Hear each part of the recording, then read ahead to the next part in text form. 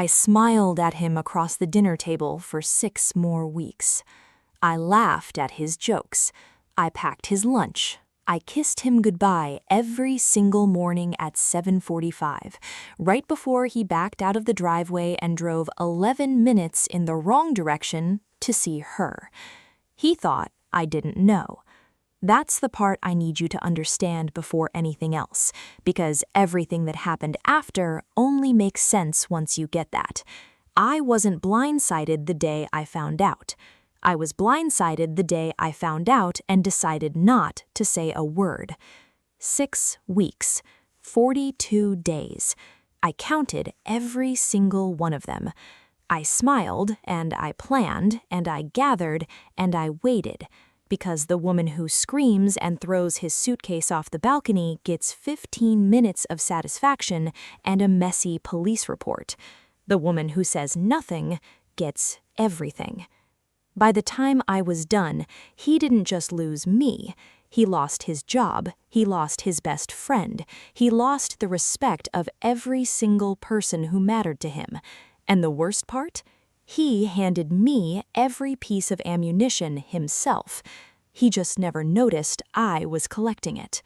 This is the story of how I let my husband believe he was getting away with something for 6 weeks straight, and how the moment I finally revealed what I knew didn't just end our marriage, it ended his entire life as he knew it. Stick with me, because what I found in week 3 is the part that made me stop crying and start building a case. Hey everyone, welcome back. If this is your first time here, I tell true relationship stories, betrayal, revenge, the whole messy human catalog of it, and I tell them the way they actually happened, no sugarcoating. Before we get into it, if you're the type of person who believes patience is a weapon, hit that subscribe button right now, because you are going to want to see how this one ends. And I'll tell you now, this gets so much worse before it gets better. There's a moment around the halfway point where I found something that had nothing to do with the affair itself, and it changed the entire plan. So stick with me. Let's go back to the beginning. Back to when I still believed I had a good marriage. My name doesn't matter for this story. Call me Mia, because that's close enough. And for obvious reasons, I've changed the details that could identify anyone involved. What matters is what happened. So let's get into it. I met my husband, I'll call him Daniel, 9 years ago at a mutual friend's barbecue. He was the guy refilling everyone's drinks before they even asked, quietly attentive. The kind of guy who remembered your coffee order after hearing it once. We dated for 2 years, got engaged on a hiking trip, married in a backyard with string lights and a borrowed sound system. I want you to picture that, because I need you to understand I wasn't naive. I wasn't the girl who ignored red flags because she was desperate for a ring. I had a good marriage, or at least I thought I did. For the first 6 years, honestly, it was good. Not perfect, nobody's is, but good. Daniel worked in commercial insurance, climbed the ladder steadily, became a regional manager by year 5.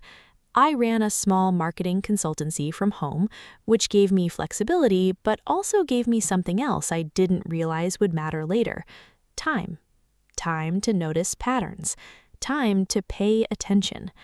We built a life that looked, from the outside, exactly like the life you're supposed to build. A house in the suburbs, a dog named Biscuit, Sunday dinners with his parents, vacations to the coast every August. If you'd asked me in year 6 whether I trusted my husband, I would have laughed at the question. Of course I did. Why wouldn't I? But here's the thing about hindsight. It's the cruelest narrator there is, because it hands you the same 18 months back and says, look again, look closer. So let me tell you what I saw the first time, and what I only understood the second time. Red flag number 1. In year 7, Daniel got a new work phone. Company policy, he said. Security upgrade. Nothing unusual. He set it up himself instead of asking me to help like he always did. I thought it was just him being efficient.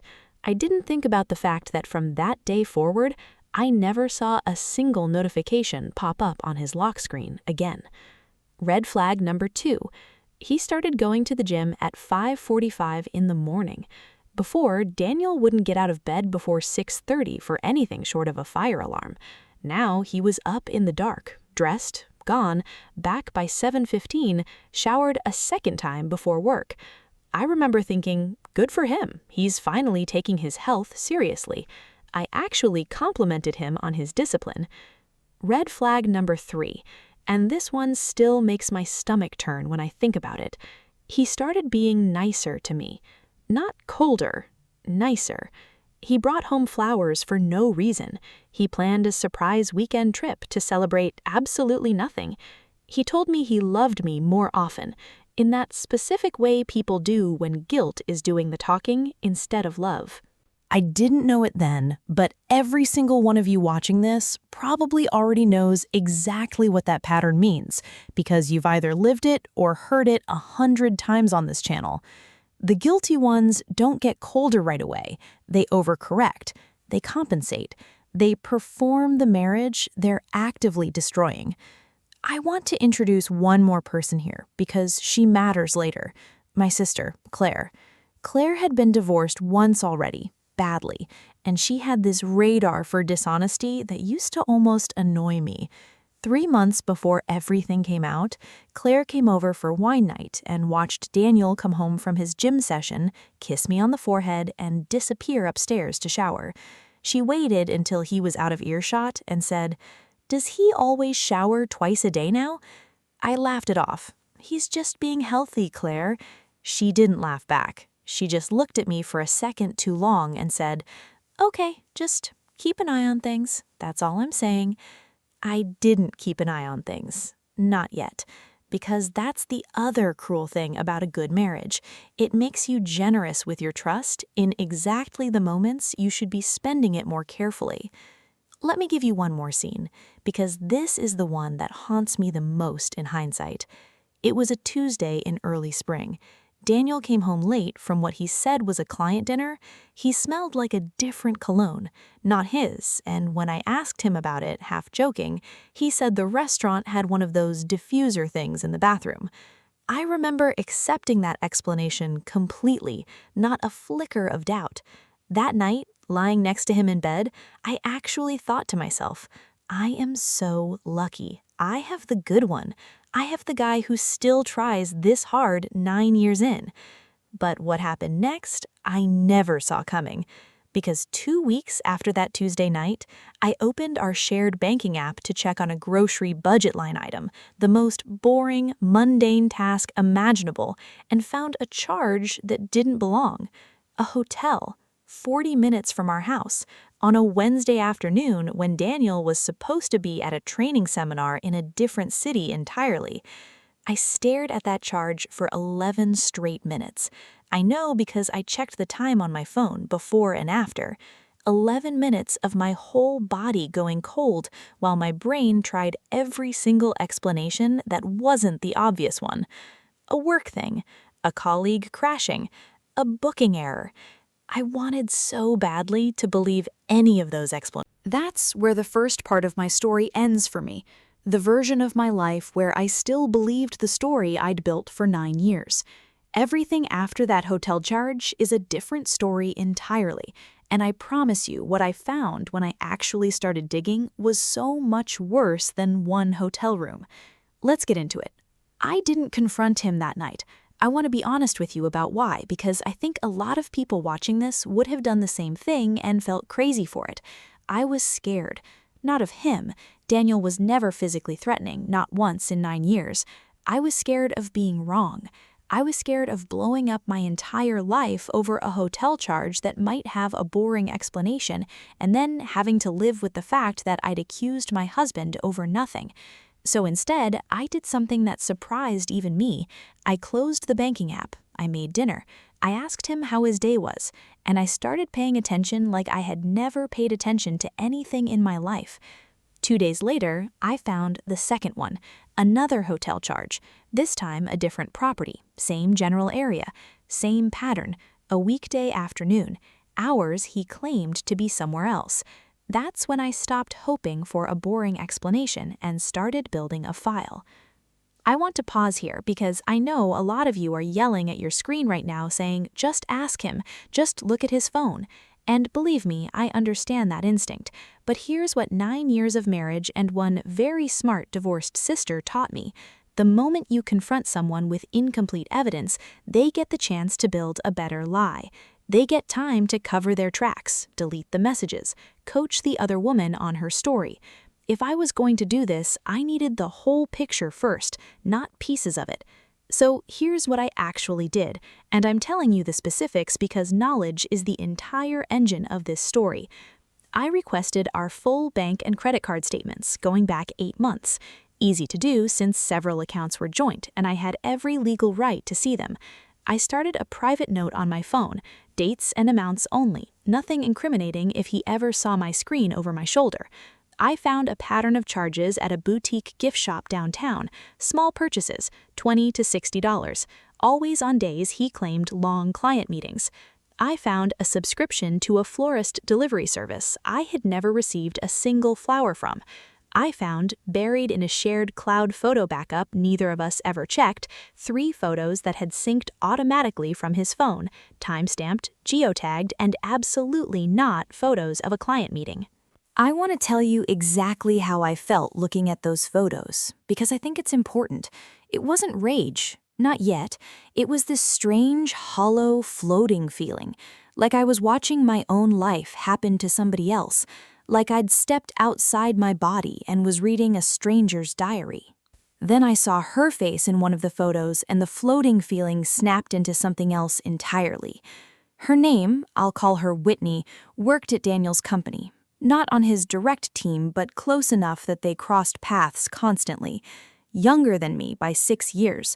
And here's the detail that made my hands actually shake when I found it. Whitney had a fiancé, a whole other person waiting at home, completely unaware, just like me. I want you to sit with that for a second, because I certainly had to. 2 people, 2 lives, 2 entire relationships being quietly detonated by the same 40 minutes of driving 3 afternoons a week. I want to tell you about the why moment, because every single person who's ever been betrayed asks it, and I asked it too, over and over at 2 in the morning while Daniel slept beside me completely unaware I knew anything. Why? Why would a man with a good marriage, a good home, a good life risk all of it for stolen hours in a hotel 40 minutes away? I never got a satisfying answer to that question. I still don't have one, and I think that's actually one of the hardest truths in stories like mine. Sometimes there is no why big enough to justify the wreckage. Sometimes it really is just selfishness wearing a nice work jacket. Here's the first moment I truly could not believe. I went back through our joint credit card statement one more time, and I found a charge from a jewelry store. A small one, $62, dated the week of our 9th wedding anniversary. I remember that week. He'd told me he forgot to get me anything because work had been insane, and he felt terrible about it, and could we do something nice the following weekend instead? He hadn't forgotten. He'd spent our anniversary week buying jewelry for someone else. The second moment came about a week into my quiet investigation. I was going through the cloud backup again, more carefully this time, and I found a text thread that had somehow also synced, an old backup from before he'd switched to his separate work phone. In it, Daniel was describing me to Whitney. Not cruelly, not dramatically, that almost made it worse. He described me as comfortable, as someone he loved but wasn't excited by anymore. 9 years, and I got reduced to comfortable. The third moment, and this is the one that finally moved me from grief into something colder and much more useful, I found out through a very careful, very indirect conversation with a mutual friend that Daniel's mother already knew. She'd seen him with Whitney at a restaurant 3 months ago. Towns over, months earlier, and instead of saying a word to me, she'd said nothing. She'd protected her son's secret at the cost of my entire life. That was the moment the floating, hollow feeling disappeared completely, and something much harder took its place. Because up until then, some small, stupid part of me had been holding out hope that this was a moment of weakness I could understand, even if I couldn't forgive it. But an entire support system quietly covering for him, that wasn't weakness. That was an operation. And I decided right there that if he was going to run an operation against me, I was going to run a better one against him. I closed my laptop that night, and for the first time in 3 weeks, I actually slept, not because I felt better, because I'd finally stopped asking why and started asking what now. But what happened next, I never saw coming, because the plan I built wasn't just about exposing an affair anymore. It was about making sure he lost every single thing his secret had let him keep. Let's get into how I built it. I want to be upfront about something before we go further. Everything I'm about to describe is legal. I checked, more than once, with an actual attorney, because the last thing I wanted was to hand Daniel away to paint himself as the victim. Revenge only works if it can survive scrutiny. So keep that in mind as we go. Nothing here is illegal, nothing here is violent, and nothing here is anything I'd be ashamed to have read out loud in a courtroom, because some of it eventually was. The first person I told was Claire. I called her on a Thursday night, and I still remember exactly what I said. You were right about the gym thing, about all of it. She didn't say, I told you so. She just said, okay, what do you need? That's the kind of ally you want in a story like this, someone who skips straight past the shock and gets to the useful question. Claire had been through her own divorce 4 years earlier, and hers had gone badly specifically because she'd confronted her ex before protecting herself financially. He'd drained accounts, hidden assets, made the whole process a nightmare. She wasn't going to let that happen to me. Here's the actual plan we built together, step by step, and I'm going to walk you through it in detail because I think a lot of you are going to want this exact playbook someday, and I sincerely hope you never need it. Step 1. Secure my own finances quietly before doing anything else. I opened an individual bank account at a different institution than our joint accounts. Nothing hidden, nothing illegal, just a separate account in my own name, which I was completely entitled to have. I moved my own consulting income there going forward instead of the joint account. I didn't touch a cent of joint money. I just stopped adding to a pool I no longer trusted. Step 2. Consult a family law attorney before Daniel had any idea anything was wrong. This was, without question, the single smartest thing I did in this entire story. I found an attorney who specialized in high-conflict divorce and asset protection, paid for the initial consultation with my own separate funds, and laid out everything I'd found. She told me something I'll never forget. The person who has the evidence and the plan before the confrontation is the person who controls how this ends. That sentence became my entire strategy. Step 3. Continue documenting, but escalate the quality of the evidence. Bank statements and photos were a start, but my attorney wanted something harder to dispute, dated, time-stamped, corroborated. So over the next 2 weeks, I did something that felt almost surreal in how mundane it was. I kept a simple, factual log. Dates, times, locations Daniel claimed to be versus what the financial and location data actually showed. No speculation, no emotion, just facts, because facts are what hold up. Step 4. Get independent confirmation carefully. This is the part where I brought in a second ally, my friend Renata, who worked in HR at a completely unrelated company, but understood workplace policy inside and out. I didn't ask her to spy on anyone. I asked her one simple question. Does Daniel's company have a policy about relationships between employees, especially ones involving a manager-adjacent role and a more junior employee? The answer changed everything. Daniel's company had a strict conduct policy. Any romantic relationship involving someone in a position of even indirect authority over another employee had to be disclosed to HR immediately, specifically to avoid exactly the kind of conflict Daniel and Whitney had been having for months. Daniel hadn't just betrayed our marriage, he'd been violating his employment contract in a way that could get him terminated, and he knew it, which is exactly why he'd been so careful. That was the piece that turned my plan from a divorce filing into something much bigger. Step 5. Build the full timeline. Claire and I sat at my kitchen table one Saturday while Daniel was at the gym and mapped everything out on a single document. Every hotel charge, every gift shop purchase, every claimed work trip cross-referenced against his actual GPS-tagged photos, every text fragment I'd recovered. When we finished, the pattern wasn't just clear, it was undeniable. 6 weeks of quiet, patient documentation had turned into an airtight case. Here's where I have to admit there was a near miss that almost blew the whole thing up. About 4 weeks into my investigation, Daniel came home early one afternoon while I had my laptop open with the timeline document visible. I heard his car in the driveway with maybe 90 seconds of warning. I remember my hands actually shaking as I closed the laptop and shoved it under a couch cushion, my heart hammering so loud I was sure he'd hear it the second he walked in.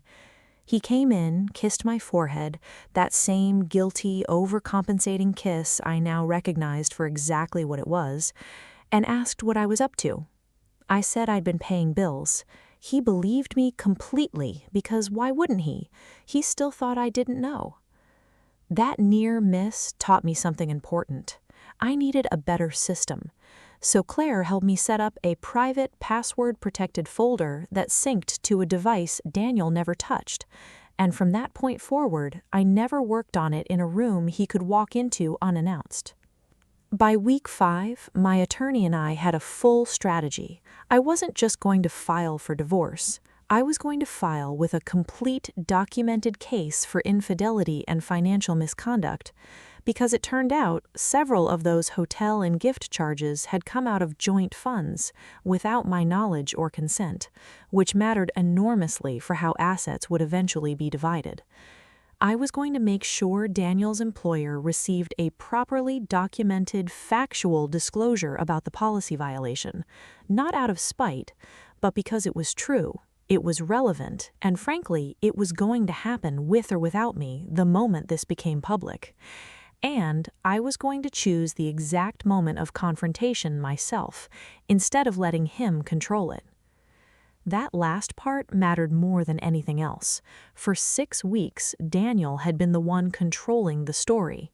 He got to decide when to lie, when to cover his tracks, when to bring me flowers to smooth things over. I was done letting him hold that power. The plan for the actual moment of revelation was simple and honestly almost elegant in how little drama it required. Daniel's company was hosting its annual regional awards dinner, a black tie event, spouses invited, the kind of night where reputations mattered enormously and everyone who mattered professionally would be in the same room.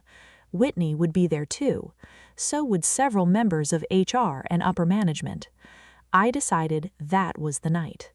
Not to scream, not to throw a drink in anyone's face like some movie scene, to simply, calmly make sure that everyone who needed to know the truth learned it on the same night, in a way that couldn't be spun up, covered up, or explained away, and to do it with my divorce paperwork already filed and my finances already protected, so that whatever happened next, I was standing on solid ground, instead of falling apart in front of an audience. But what happened next I never saw coming, because the night itself didn't go exactly according to plan, it went so much better. Let's get into how it actually played out. 2 days before the awards dinner, I filed for divorce, quietly, through my attorney, with the full documented case already prepared. Daniel wasn't served that week. My attorney and I had specifically timed it so the paperwork would land the day after the dinner, once everything else was already in motion. I wanted him walking into that ballroom with absolutely no idea his entire world was about to shift under his feet. I also did something my attorney fully signed off on beforehand.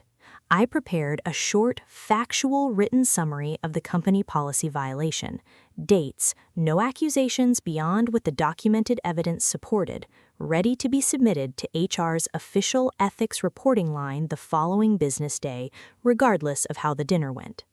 This wasn't about revenge dressed up as principle. The policy existed to protect employees from exactly this kind of conflict of interest, and Daniel had been knowingly violating it for months. It was going to come out. I just made sure it came out accurately. The night of the dinner, I wore a deep green dress Daniel had complimented years earlier, did my hair the way I liked it, not the way I thought he'd like it, and walked into that ballroom on my husband's arm like everything was completely normal. He had no idea. I want you to really sit with that image for a second, because I certainly did. A room full of round tables, string lights, a small stage for the awards, 300 people in cocktail attire, and somewhere in that room, a man confidently believing his secret was still safe, standing next to the one person who knew every single detail of it. We sat at a table near the front. Whitney was 2 tables over with her fiancé, who I'd never met before that night. I remember looking at him for a long moment, a perfectly nice-looking guy laughing at something, completely unaware his life was about to change too. I felt for him. I really did. He hadn't done anything wrong either. Here's the first moment I want you to really feel, and I promise there are more coming. During the cocktail hour, Daniel's direct supervisor, a woman named Patricia who ran the regional office, came over to say hello. Small talk, the usual. Then, completely unprompted, she mentioned how impressed she'd been with Daniel's dedication lately, all those extra training seminars he'd been attending. I smiled and said, "Oh, he's very dedicated," and let her walk away without correcting a single word of it. Because I already knew that by the following afternoon, Patricia herself would be one of the people reading my documentation. Dinner happened. Awards were given. Daniel actually won a small regional recognition award that night, I remember, clapping for him, genuinely, and feeling almost nothing at all, which surprised me more than anger would have. It's a strange thing watching someone accept applause while you're holding evidence that would end everything he'd built. The moment came during the after-dinner mingling once the formal part of the evening had wrapped up. I'd planned this part carefully with my attorney's guidance. I wasn't going to make a scene in front of 300 people. That wasn't the goal, and honestly, it would have undercut everything I'd built by making me look unhinged instead of composed. Instead, I simply walked over to where Daniel was standing with 2 of his colleagues, put my hand gently on his arm, and asked if I could speak with him privately for a moment. He smiled, that easy, guiltless smile he'd perfected over 6 weeks, and excused himself. We stepped into a quiet hallway near the coat check, and I said one sentence, just one. I'd rehearsed it so many times in my head that it came out completely steady, no shaking in my voice at all. I know about Whitney, I know about the hotels, and I filed for divorce 2 days ago. I watched every single drop of color leave his face in real time. He didn't ask how I found out. He didn't deny it. He just stood there, mouth slightly open, and said, "How long have you known?" 6 weeks, I said. I let you think I didn't. He actually reached for my hand right there in that hallway and said, "We can fix this. Nobody else has to know." I looked at him and said, "Somebody already does. Everybody will by Monday." I didn't go back into the ballroom. I called Claire, who was waiting outside in her car exactly as we'd planned, and I left. I want you to notice something here. I didn't need to watch his humiliation happen in front of everyone to feel satisfied. The plan was never about a public scene. It was about making sure the truth reached the right people in the right order, with evidence too solid to argue with.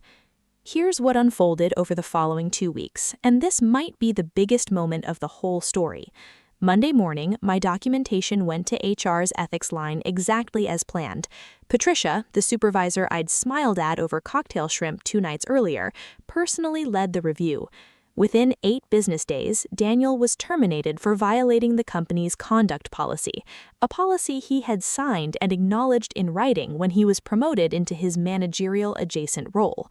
Whitney was also let go, though from what I later heard, she'd already been struggling to keep her engagement together once her fiancé learned the truth in a separate, unrelated way I had absolutely nothing to do with. Apparently, one of her own coworkers had grown uncomfortable staying quiet about it. The divorce proceedings moved forward with my attorney's carefully built case already in place. Because I had documentation of joint funds spent on the affair, hotels, gifts, the florist subscription, that evidence became directly relevant to how assets were divided. I want to be clear here because I think it matters. I didn't get some cartoonish take-everything settlement. Family law doesn't usually work that way, and honestly, I didn't want it to. What I got was fair. What I got was accurate. I kept the house, since I'd contributed equally to it for 9 years, and Daniel's own documented misuse of joint funds worked against him in negotiations. I kept my consulting income entirely separate, since I'd already protected it early on. And I didn't spend 18 months in court fighting over every fork in the kitchen drawer, because I'd built my case before I ever confronted him, instead of after. Now, here's the twist I promised you back at the beginning, the one I said changes everything. About 3 weeks after Daniel was terminated, his mother called me, the same mother-in-law who'd known about the affair months before I did, and said nothing. I almost didn't pick up, but I did, and she said something I genuinely did not expect. She apologized. Not for Daniel, she was very clear about that. She said his choices were his own to answer for, but for her silence. She told me she'd spent months regretting not saying something, and that watching everything unravel the way it had, publicly and completely, had made her realize that protecting him hadn't protected anyone, including him. She said, almost word for word, "I thought I was helping my son keep his secret. I didn't realize I was helping him keep digging his own hole." I didn't forgive her completely, not right away, but I appreciated that she said it. It confirmed something I already believed by that point, that silence, even well-meaning silence, almost never actually protects anyone. It just delays the reckoning. By the time everything settled, the divorce finalized, the house legally mine, and Daniel job hunting in a new industry after his reputation in insurance took a serious hit from the termination, I realized something that surprised me. I wasn't angry anymore. I was just done. Completely, calmly done, in a way that screaming at him in that hotel parking lot 6 weeks earlier never would have gotten me to. That's the part I want you to really understand before we wrap this up. The revenge wasn't the moment in the hallway. The revenge was every single quiet, patient day before it, every dinner I made him, every kiss goodbye I gave him, every ounce of composure I held onto while I built something he never saw coming until it was already finished. Looking back now, here's what I actually learned from all of this. Patience isn't weakness. For 6 weeks, people who didn't know the full story might have looked at me and thought I was being naive, or passive, or slow to act. I wasn't. I was building.